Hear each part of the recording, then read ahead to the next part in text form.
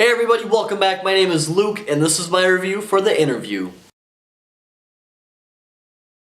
So The Interview is a movie with a lot of controversy surrounding it, and it's brought to us by some of these guys. We have Seth Rogen here. He stars in The Interview alongside James Franco, and he also directed it, with Evan Goldberg, who helped him direct this movie too. So pretty much the guys that brought you This Is the End are bringing you The Interview, and this movie is about a talk show host played by James Franco who does all the things with celebrities. That's the stuff he covers. He doesn't cover world affairs or anything like that. He covers celebrities, and a lot of other journalists and other talk show hosts kind of look down upon him because he's kind of a joke. Anyways, Kim Jong-un, as it turns out, is a big fan of James Franco's show, and he lands an interview with Kim Jong-un, and the US government finds out about this, and they decide that they're going to try to intervene and have James Franco assassinate Kim Jong-un when he goes to North Korea for this interview. Now this movie, I really appreciate this movie, not because I don't have anything against North Korea. I mean, I've never really thought much about the matter. I just thought it was really funny how ballsy these guys were being,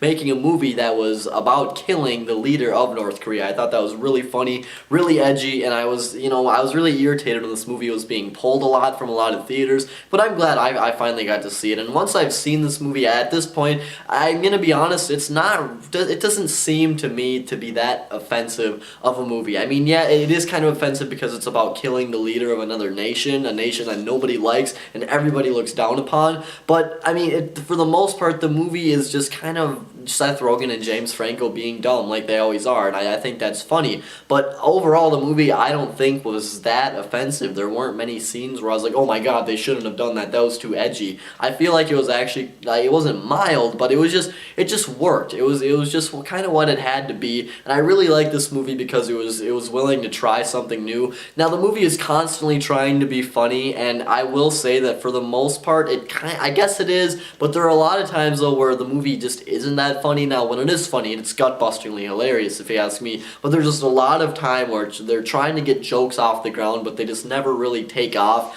In my opinion, I do think that James Franco really owns this role, and Seth Rogen, of course, does a great job alongside James Franco. These guys are two really good friends in real life, and I love their movies together, like Pineapple Express. And Randall Park, the guy who played Kim Jong-un, was hilarious. The guy who played Kim Jong-un was great in this movie. I really enjoyed the way his character acted, and I thought Randall Park did a really good job playing Kim Jong-un. I thought it was really funny, the stuff going on between him and James Franco. Overall, I thought The Interview was a pretty good movie. Canada looked beautiful. This movie was shot in Canada. Yeah, I don't know if it necessarily looked like North Korea, because I don't know much about North Korea, but the cinematography is beautiful, and the environment that this movie was filmed in just looks gorgeous, and it is funny at times, and I really like the banter between James Franco, Seth Rogen, and of course Randall Park as Kim Jong-un as well. There's a funny little relationship that Seth Rogen has with one of Kim Jong-un's secretaries. Overall, the movie was pretty good. I enjoyed it. I'm going to give it 3.5 out of 5 stars. So you guys, this is Luke